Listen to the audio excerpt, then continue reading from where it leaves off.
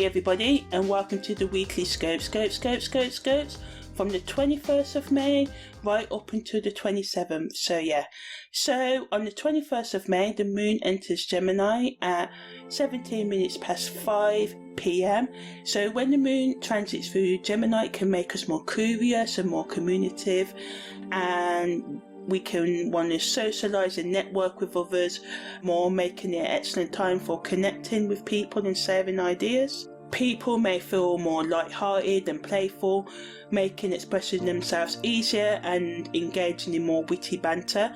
This transit can also enhance mental flexibility and stimulate intellectual projects and goals, making it a great time for learning, studying and problem solving. However, it's important to be aware of the potential downsides of this transit, because Gemini's scattered and restless nature can make it more challenging to focus on one task or project for an extended period. So this can lead to starting many things and finishing none of them, and this can lead to a lack of productivity. And also the superficial nature of Gemini can lead to people spreading rumours and gossiping. So the best use of this energy is to be more positive and constructive in your conversations, so seeking out meaningful ones rather than being gossipy, and being more open and honest in communication, and to embrace the curious and communicative energy that the moon in Gemini brings, and use it to connect with others, learn new things and express yourself creatively. On the 22nd of May, there's nothing to report. On the 23rd of May, the moon void of course starts. So if you want to know about that, check out the playlist, it's all in there. There's also a crescent moon.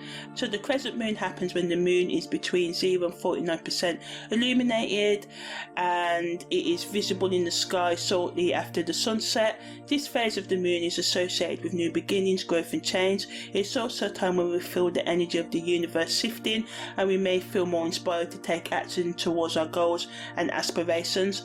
One of the pros of the crescent moon phase is that it can be a great time for setting intentions and initiating new projects or ideas. This is because the energy of the moon is at its most potent during this phase, and we can harness that energy to help us move forward with our plans. However, it's important to note that the energy of the crescent moon can be intense and it may be overwhelming for some of us. It's also helpful to be mindful of the fact that the energy of the moon is constantly changing, and what may work during the crescent phase may not work during other phases of the lunar cycle. So ultimately, the best use of the crescent moon phase is to listen to your intuition, allowing it to guide you towards the actions that will serve you best. On the 24th of May, the moon enters Cancer, so this can bring a range of emotions and experiences. On the positive side, this transit can enhance our sense of empathy and intuition, making us more attuned to our feelings and the needs of others. It can also encourage us to seek comfort and security in our relationships and home environment, leading to feelings of warmth and nurturing. This can be a great time for connecting with our loved ones and focusing on self-care. However, the transit of the moon in Cancer can also bring about some challenges, so we may find ourselves feeling more sensitive and easily triggered by emotional situations, leading to mood swings and potentially irrational behaviour. By practicing self-awareness and communicating our needs clearly during this time, we can resolve any arguments and reduce the tension within ourselves as well. And be careful of our tendency to dwell in the past and getting stuck in sentimental feelings, which can, stop our personal growth and also bring up frustration. So just be aware of them and try and let them out safely, either by punching the air, journaling them, whatever you can do in healthy ways to help you release any pent-up tension. So the best use of the energy of the moon in Cancer is to focus on developing emotional intelligence and creating a stable and supportive environment for yourself and those around you right now. On the 25th of May, the moon void of course starts at 11:11, and then Mars is also making a square to the moon's north node. This can bring about many physical and emotional changes rather than spiritual and psychological changes, so a lot of physical. So the best use of this energy is to do anything practical and physical right now, so playing sports and being boisterous, having fun, but also watch out for the fact that you may find it harder to cooperate with others, and it can be a stressful time dealing with conflicts in group energies right now as well. So there can be arguments and fights in social or sporting settings, so watch out for that. While this transit can present challenges, certain associations and cooperative efforts can thrive under these conditions as well. So the key is to state your needs, listen to other people's viewpoints and respect each other's boundaries, and to channel this energy in a constructive way and tapping into the positive aspects of these transits. Individuals can experience improved physical and emotional well-being and make progress on their personal goals. Also today, Venus is making a sextile to Uranus, so people can be attracted to the idea of doing something different, and this can seem exciting, but also as quickly as you can be spontaneous in liking a new person or a new idea, you can become turned off it and dislike it, so watch out for that. But all in all, this transit, this energy is favourable for breaking out of old toxic thought, relationship and behaviour patterns and routines and anything else that's been holding you back from experiencing new things. It provides an opportunity to embrace change, but it's also important to keep in mind that this transit may also bring sudden and unexpected changes which can be unsettling for some people. As I said, some of you may engage in flirty behaviour, and this can bring a sense of joy and liveliness to your day, especially if you've been feeling a bit down. This flirty behaviour can just make you feel a bit better, but watch out that it may not last. Just enjoy the moment while it does last.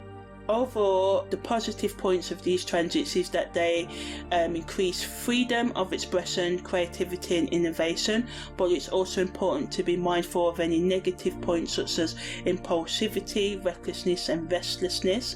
The best use of these transits is to indulge in creative and innovative activities, trying out new projects, connecting with new people, experimenting with new ideas and being physical in safe ways with others. So yeah. On the 26th of May, the moon enters Leo, so this is a time when our emotions can be more dramatic and expressive. This energy encourages us to show our true self, expression and creativity. At this time, we may feel a stronger desire for attention and recognition, which can motivate us to pursue our passions and share our talents with others.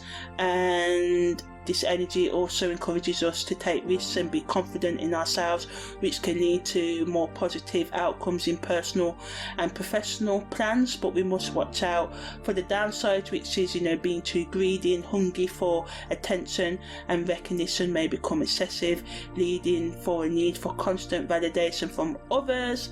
And others may just be turned off by this and not like this as well. And we can also become more stubborn and resistant to change or criticism during this time.